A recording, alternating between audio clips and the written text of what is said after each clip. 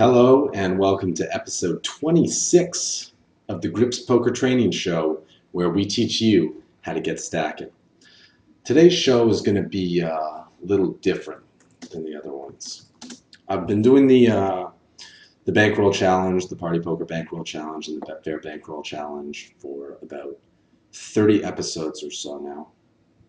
And I wanted to share with you guys my findings from playing in these micro stakes games and these small stakes sit and goes and tournaments in my attempts to turn a $100 bankroll into $10,000. Now, the landscape has changed a lot at micro stakes from what it was when I used to play these games 4 or 5 years ago.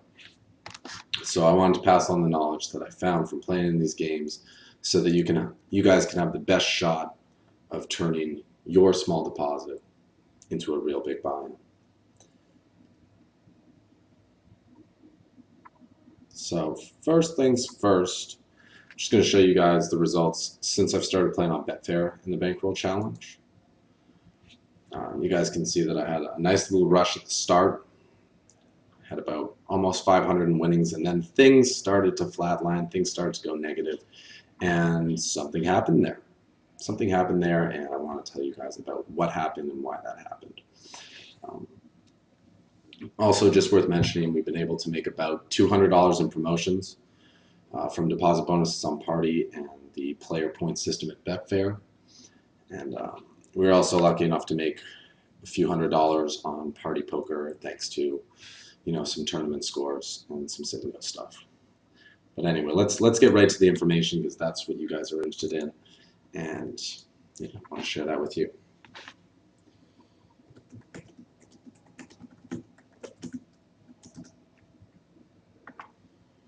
So the keys to success. The first one is that you need to have strong fundamentals and a good understanding of the game of poker, both on the theoretical level and on the practical level. Now, the quickest way to get this information is to pick up some books, and people are constantly asking me, Evan, which books are the best ones for learning the game?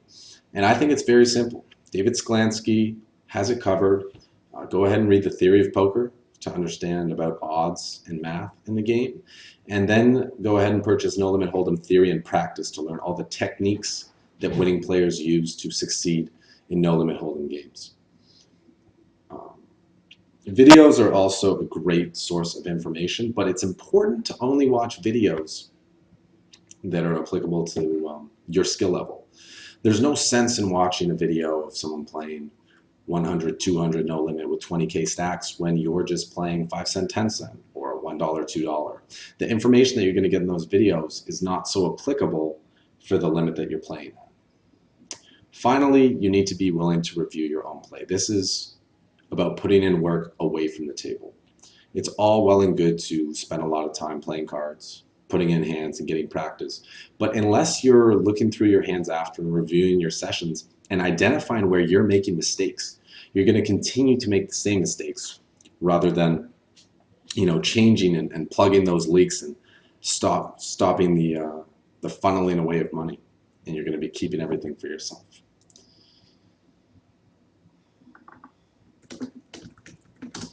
The next thing you need to do is focus on the big picture. What are your goals with poker? What do you really want to accomplish from this game? Are you looking to make some quick money real quick, or are you looking to become a legend? What matters to you? And always maintain that focus, because when you lose sight of the big picture, when you lose sight of your focus, you're going to start moving away from what you really want. And there's no worse feeling than moving backwards. Always bring your A game to the table. These days, people are getting better at the game. And when everyone brings their A game, it's going to be a pretty fair competition. The key is to still be on your A game when other people drop to their B game and their C game, and take advantage of that. If you're coming to the table on your C or your D game and other people are there fresh, putting their best foot forward, you're almost guaranteed to get crushed. So it doesn't matter how much you know, how much study you have, how much practice you have. If you're not bringing your best game to the table, you're just setting yourself up to fail. Also, focus on your effort. Don't worry about whether you win or lose on a session. Worry about how well you played. If you feel that you played the best you possibly could and you made no mistakes and you ran really bad and lost, that's no big deal, because if you continue to play in that fashion, luck's going to turn around. You're going to see yourself winning. If, however, you have a winning session where you played really bad but just ran really good, that's not necessarily something to be proud of. That's not something to be happy about. What you need to do is focus on your effort that you put forward and how well you play, and let the results take care of themselves. Because if you continue to play your best game, and you continue to study and improve your game, eventually you're just going to have a breakthrough moment, and the money will come. So finally, the last key to success is being honest with yourself. This comes with being honest about whether you're bringing your A game or your B game or your C game, being honest about how much knowledge you have and how much time you're spending studying, and acknowledging when you're on tilt and knowing when to quit. And you guys have probably seen in a lot of the videos, in a lot of the Bankroll Challenge videos, that when I catch myself doing something stupid, I'm out of there. I instantly quit, because there's no sense in continuing to play when you're not playing your best and when you're also feeling guilty or bad about a decision you made previously, because that's going to have a snowball effect where if you make one bad play and you're thinking about you're going to continue to make other bad plays and then beat up on yourself and then start to feel really bad about yourself. And then how could you possibly play great poker when you don't feel confident? So as soon as you feel that confidence start to fade, get off the tables and do something that's going to rebuild your confidence for the next time you come back.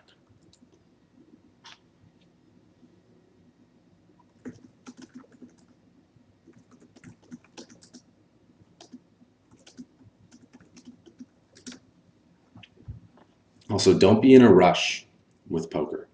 Whatever your goals are, have short-term goals and have long-term goals in poker.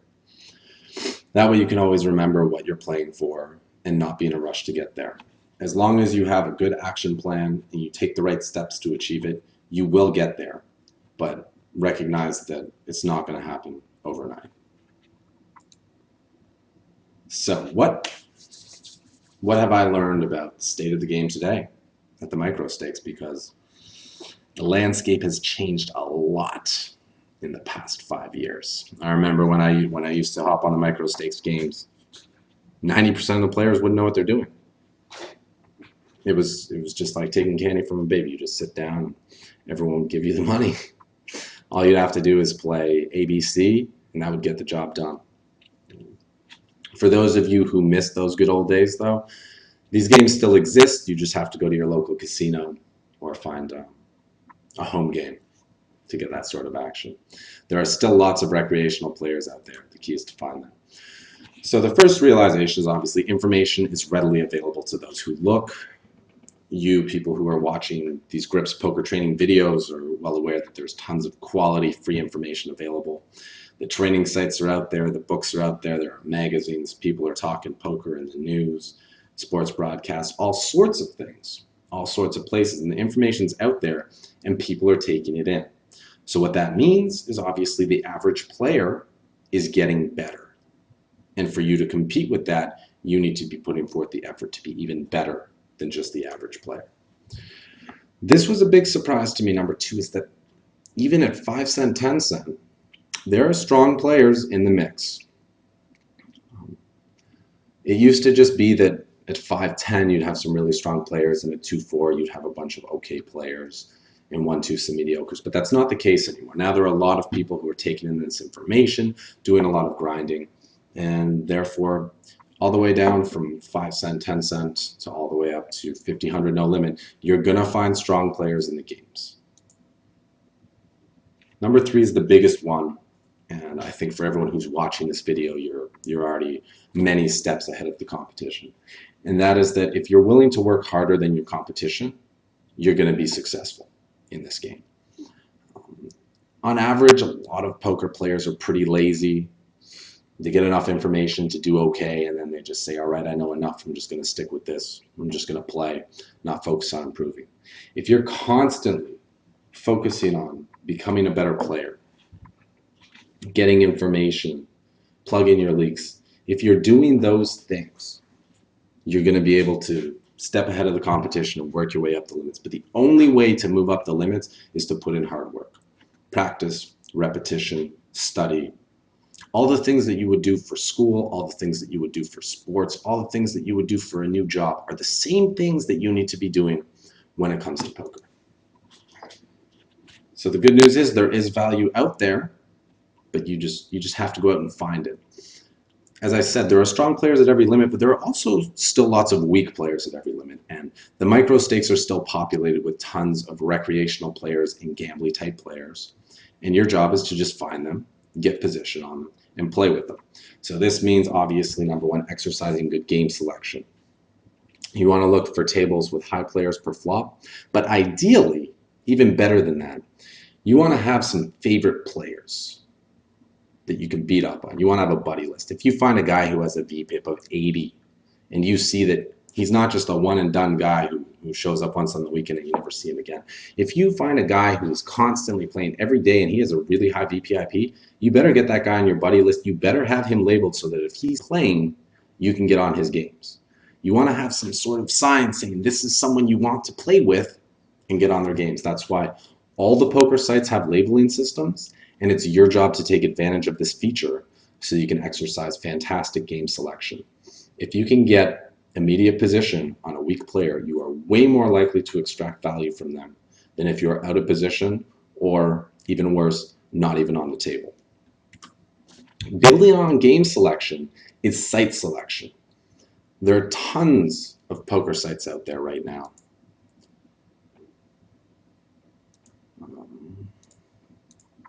I just want to show you guys. There are a bunch to choose from. You're going to see that PokerStars has the full market share. And the graphic didn't come out that great, but there are many different rooms to choose from where there's very soft competition. You want to go where the pros aren't playing. If you go to the site that's the most popular, where everyone plays, where all the best players play, you're going to be facing the stiffest competition. If you're willing to compromise with worse software or worse promotions, you're probably going to be playing with people who don't care too much about maximizing their value and are therefore likely to be poor players. So be willing to check around different sites to find which ones have the softest games, then exercise your game selection. That's when you're really going to be maximizing your chances of making a lot of bank. Finally, after playing the micro stakes for, I think, about 10,000 hands, and I've seen that a lot of people who are trying to get into poker, they start with the cash games. They watch their videos, they read their books, they learn how to play a solid style for 6-max play. And therefore the cash games are very populated with grinders. And it can be tough to make a living there sometimes. You know, when you're first starting out.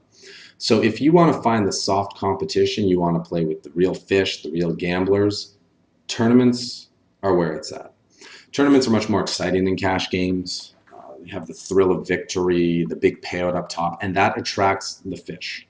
Fish aren't attracted to grinding in the cash games. And someone made a great post on one of my YouTube videos that playing small stakes cash games is like mining for gold in World of Warcraft. Sure, you're moving up and you're getting some more, but it's not exciting the same way that I guess doing a quest would be.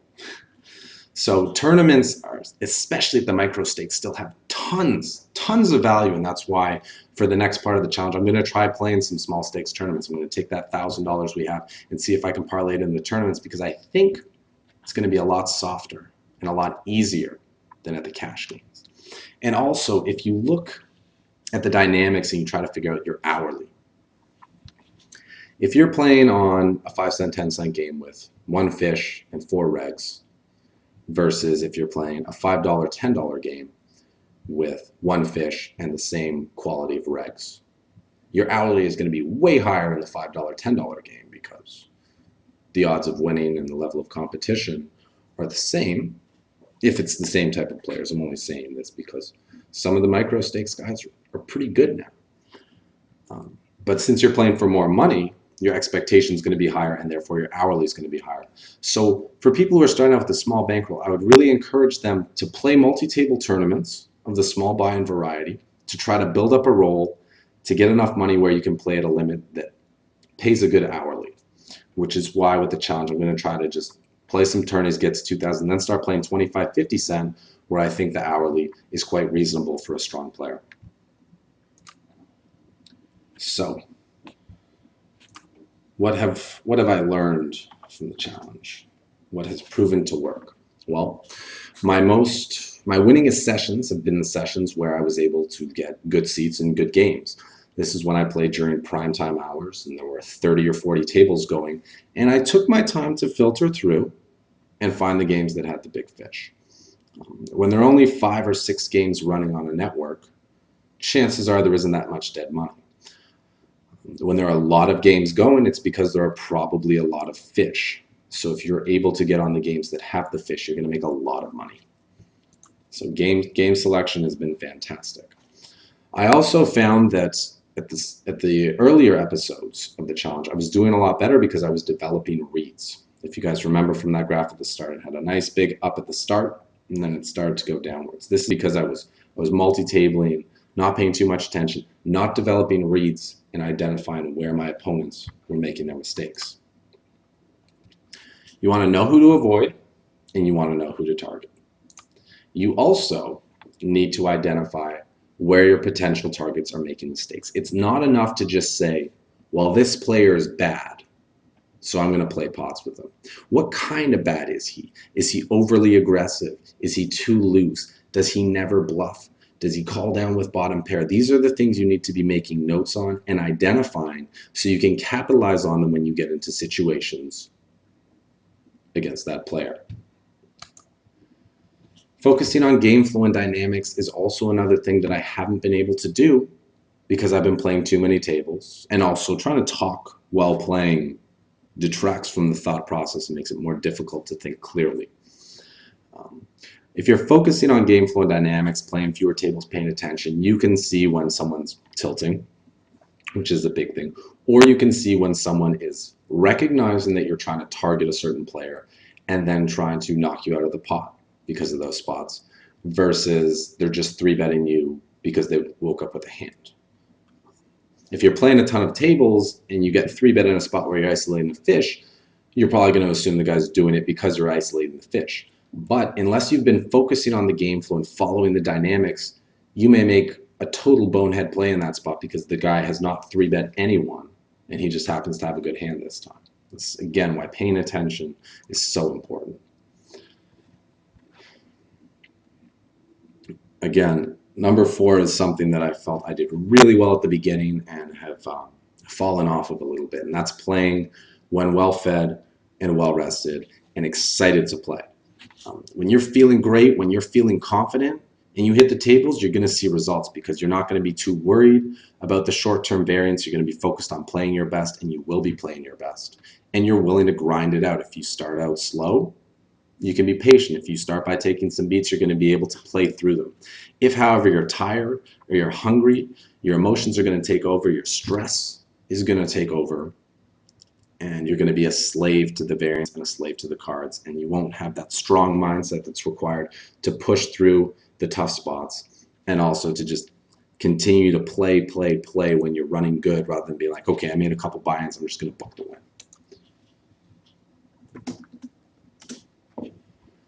Finally, playing short sessions proved to be very successful. At the start of the challenge and at the start of the move to Betfair, I was keeping my sessions to about 30, 45 minutes, except when I got in a really good game that I would play for about an hour and a half. This allowed me to come to the table with full energy, full focus, and quit when I felt it was the right time. Lately, I've been so busy with the site that I would just try to, play for 3 hours and make that into 4 or 5 episodes, because I just wanted to make sure that that content was going to be ready for you guys. Now, I think I still managed to cover a lot of interesting spots, but in terms of progressing with the Bankroll challenge and moving up rather than staying flatline and moving backwards, playing long sessions has worked against me. And since this is an educational process, that's not a big deal, but it's important that you recognize when your focus starts to wane and to make that the magic point where you will always stop at that point or earlier For me, it's about 90 minutes. If I'm really pushing, I can do 2 hours, but I know that once I cross that 2 hour mark, there's no way I'm going to be playing my best game. And I need a really good reason to continue playing if I'm going to go beyond the 2 hour mark. Next, I'm going to look at reasons for potential failure. Why, we're at 1,000 still as opposed to being at like 2,500 or 3,000.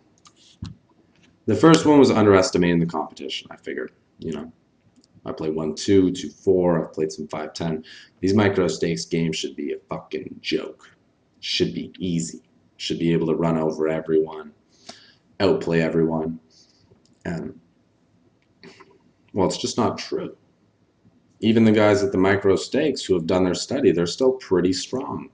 Now, they have leaks that can be capitalized on, but the only way to do that is to study their game and see where they're making mistakes and then capitalize on that. I haven't taken the time to do a database analysis of all the regulars and see what the spots are where they're leaking money. So I haven't really been able to capitalize on much of the play from the tighter and solid regs.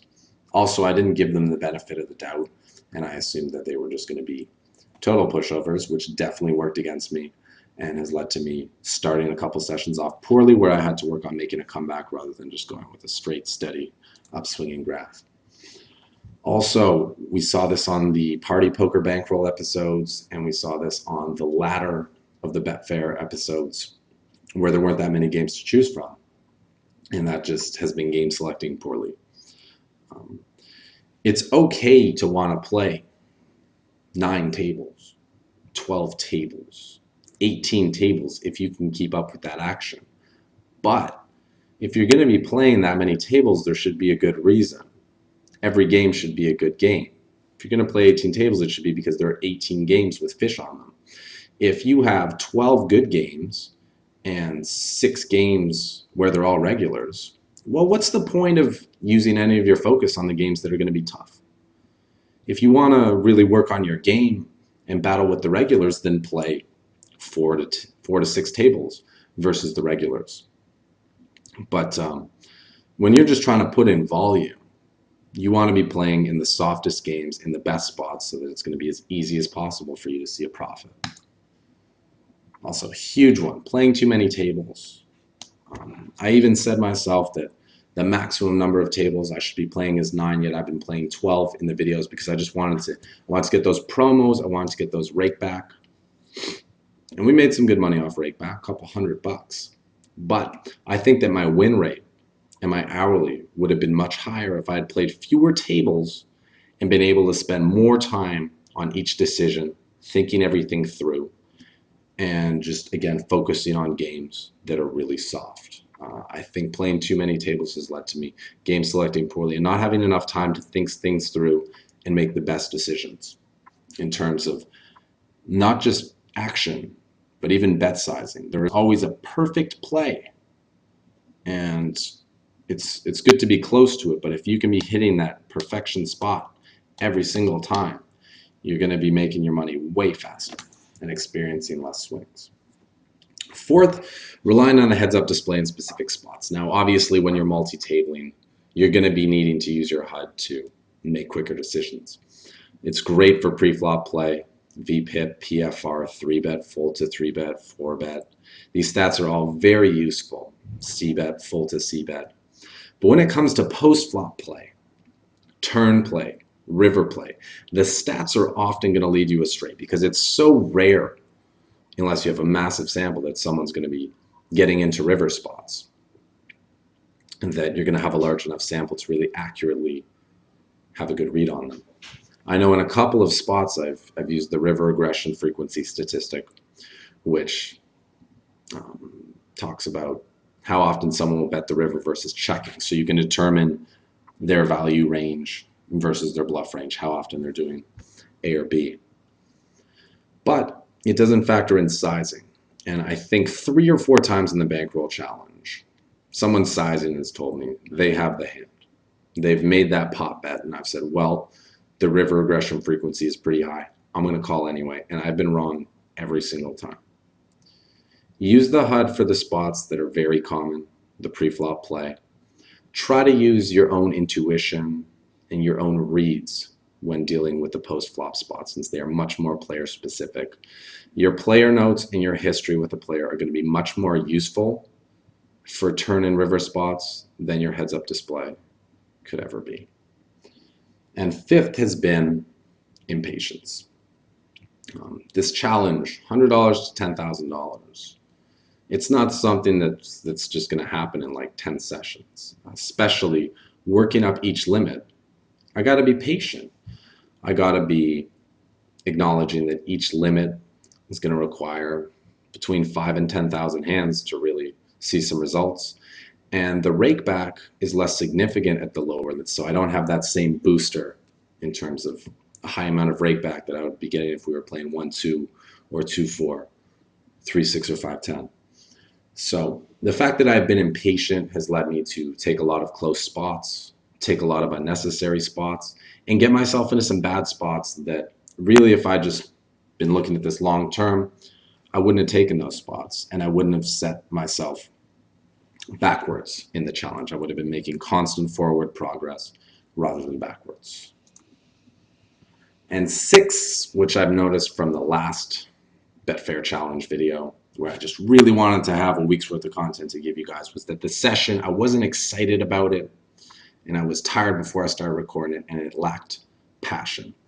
My session lacked passion. It lacked that desire to win, and when you don't have the desire to win, you're usually going to lose, or you're going to win less than you would have otherwise, because when you desire to win, you're going to be doing everything in your power to give yourself the best chance at succeeding. And when you're just half-assing it, when you're just going through the motions, when you're just clicking the buttons, you're not going to be using your brain to the full potential. And mediocre effort, mediocre results. That's it. So I'm just going to get ready to take some questions from the audience for anyone who's doing their own bankroll challenge or just has any questions about the grind in general. And while waiting for those questions to come through, I'm going to talk about getting your big break. Almost every successful poker player at some point in their career has a big break. They put in the hours, they grind, and then finally something amazing happens that just takes them to the next level. And you have to put yourself in a position to get your big break. When it comes to building up your bankroll, when it comes to taking shots, you can't be too conservative, because if you never take that leap, you'll never have the chance of truly breaking through and succeeding, and you'll end up stuck in the same place forever. So here are some techniques that you can use to give yourself the best chance at getting that big break and jump-starting your poker career. Because getting from 100 to 10,000 is the hardest step. Once you get to 10,000, you have a lot more flexibility, you have a lot more room, options of what kind of games to play, and you can grow a lot faster. You just need to get that momentum. So the first one is, don't be afraid to take shots if you think you have a good spot. One guy on Facebook messaged me, he's like, listen, I normally play 5-10 cent, and there was a guy at 25-50 cent who was going all in every hand. Now my bankroll at this point was about 6 or 8 buy-ins for that game, but the guy was going all in every hand. Was I right to try to get in that game?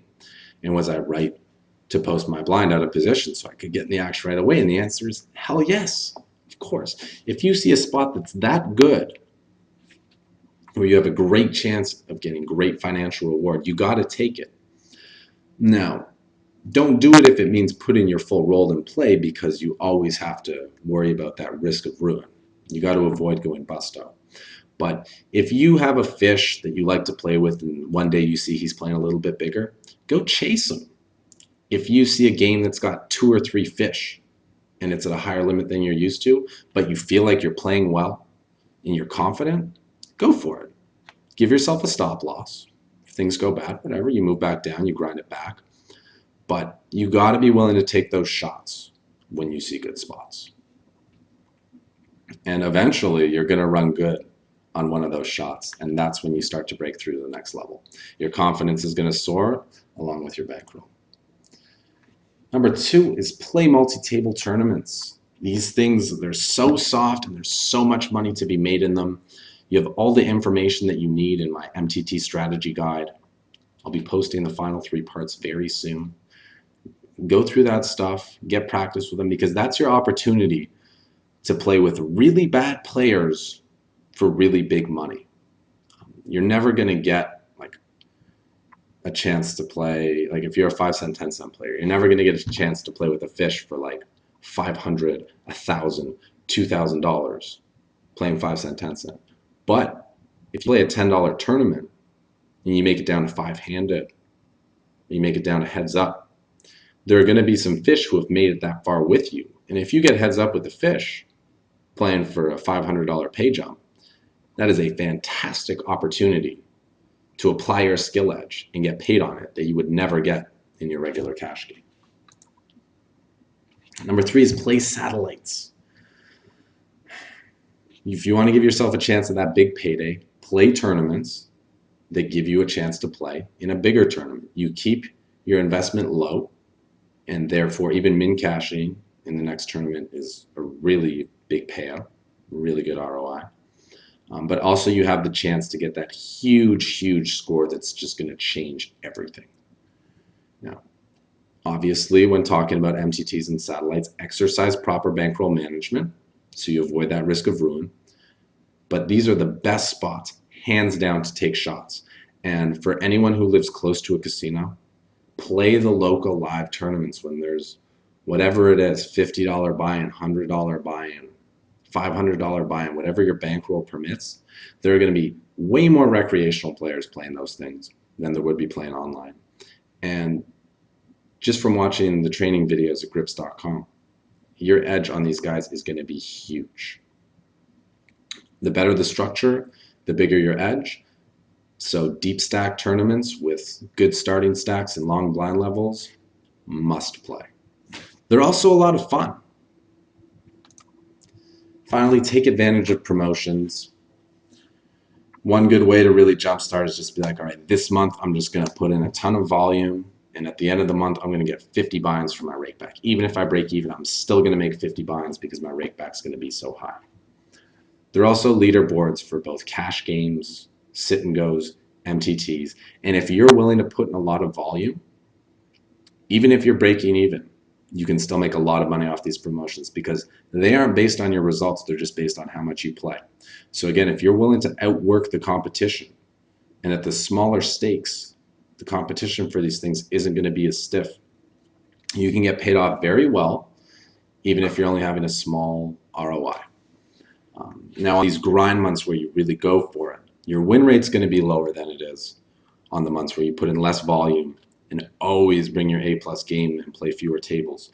But these months can give you a chance to hit a big score, a big injection to your bankroll through promotions that will allow you to play higher limits the next month, and you can go back to playing fewer tables. But since you're playing for higher limits, your hourly is probably going to go up.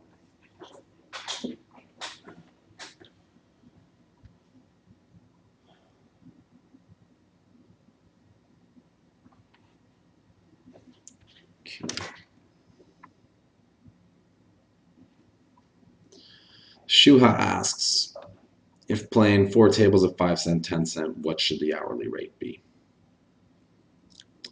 I would say you can expect to be making between $10 and $20 an hour on average if you are game selecting well and making good decisions.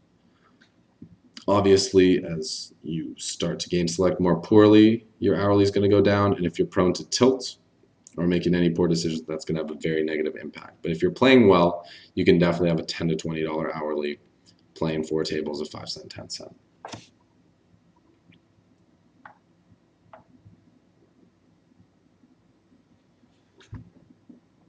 And Bull Bob asks if I'm ever going to do a tutorial on setting up Poker Tracker for HUD.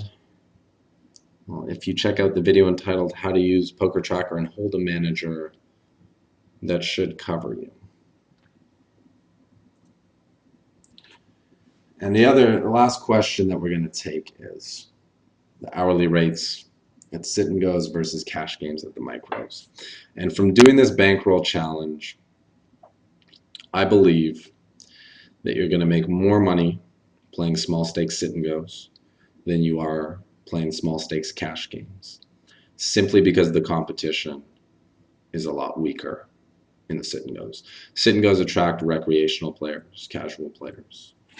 MTTs also do the same, whereas the cash games do attract the grinders. So at the lowest limits, you want to be playing the sit and goes and the MTTs, and then once you have enough to be playing, I'd say 25 NL and up, that's when you want to start to make the transition to the cash games, where your hourly is going to be better, but also more consistent. And then once you build up your bankroll there, that's when you start to take shots at some bigger tournaments and some bigger satellites, because you'll also have so much experience and such a solid foundation from playing those cash games that you're just going to be a really dangerous player. And that concludes today's stream. So I hope you found this one informative, and I hope that you take this advice to heart so that you can clear your bankroll challenge as quickly as possible. Keep making that forward progress. Don't do the things that are going to see you moving backwards.